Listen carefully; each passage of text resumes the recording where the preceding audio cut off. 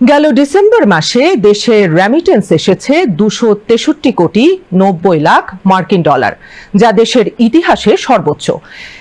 এর আগে 2020 সালের জুলাই মাসে সর্বোচ্চ 259 কোটি 82 লাখ ডলারের রেমিটেন্স এসেছে। বাংলাদেশ ব্যাংকের হালনাগাদ প্রতিবেদন থেকে এই তথ্য জানা গেছে। বিস্তারিত রুমানা আক্তারের প্রতিবেদনে।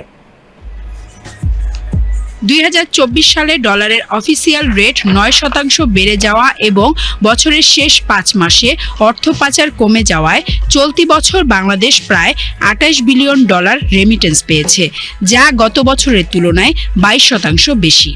অর্থ পাচার কমায় শেষ 5 মাসে অতিরিক্ত 3 বিলিয়ন ডলার যোগ হয়েছে রেমিটেন্সে। কেন্দ্রীয় ব্যাংকের তথ্য অনুসারে 2024 সালে জানুয়ারি থেকে 28 ডিসেম্বর পর্যন্ত দেশে বৈধ বা আনুষ্ঠানিক চ্যানেলে রেমিটেন্স এসেছে 26.67 বিলিয়ন ডলার। 2023 সালের পুরো বছরে রেমিটেন্স এসেছিল 21.92 বিলিয়ন ডলার।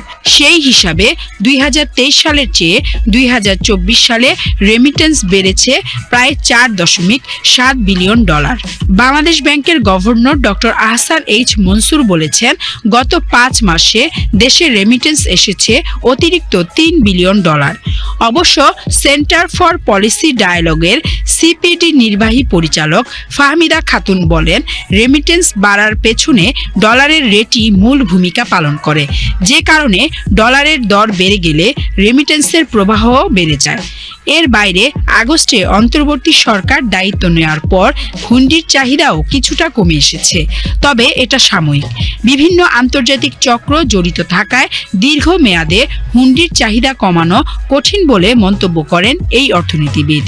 রেমিটেন্স প্রবাহ আরও বাড়াতে গেলে রেমিটেন্স প্রেরকদের ডলারের ভালো রেট দেওয়ার পাশাপাশি সামাজিক স্বীকৃতি দেওয়ার পরামর্শ দিয়ে সিপিডির নির্বাহী পরিচালক ফাহমিদা খাতুন বলেন, আমাদের রেমিটারদের অবশ্যই কোনো না কোনোভাবে স্বীকৃতি দেওয়ার ব্যবস্থা করতে হবে। যেসব প্রবাসী ভাই বোনেরা দেশে ফেরেন তাদেরকে স্বল্প দূরত্বে বা বাস টার্মিনাল পর্যন্ত যাতায়াতের ব্যবস্থা করা সহ অনেক পদক্ষেপই নেওয়া যেতে পারে। এই স্বীকৃতির ব্যবস্থা করা গেলে তারা ফরমাল চ্যানেলে আরো বেশি রেমিটেন্স পাঠাতে উৎসাহিত হবেন। 2024 সালের রেমিটেন্স প্রবাহ কেমন ছিল তা বুঝতে শুধু একটি তথ্যের দিকে চোখ রাখলেই চলে। গত বছর যেখানে মাত্র 2 মাস মাসিক রেমিটেন্স প্রবাহ 2 বিলিয়ন ডলার পার করেছিল, সেখানে চলতি বছর জুলাই মাস বাদে বাকি 11 মাসই 2 বিলিয়ন ডলারের বেশি রেমিটেন্স পেয়েছে বাংলাদেশ।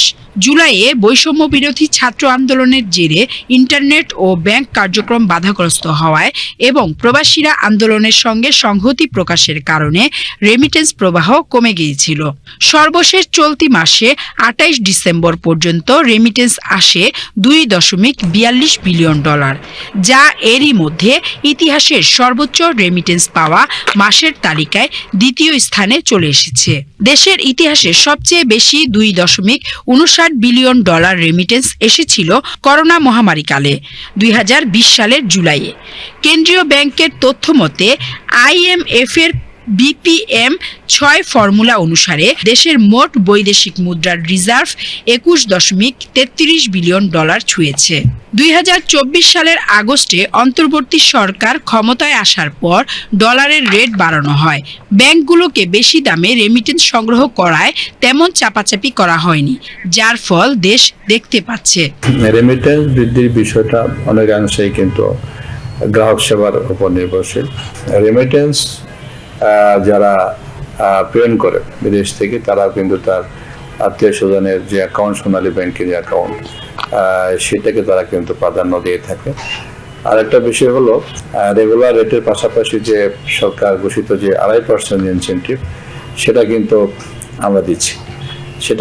দেওয়ার কারণে কিন্তু এই রেমিটেন্সের যে ইনফ্লো, সেটা কিন্তু বৃদ্ধি পাচ্ছে। এই গত বছর কিন্তু সোনালী ব্যাংক 10,000 কোটি টাকারও উপরে বেশি রেমিটেন্স এনেছে।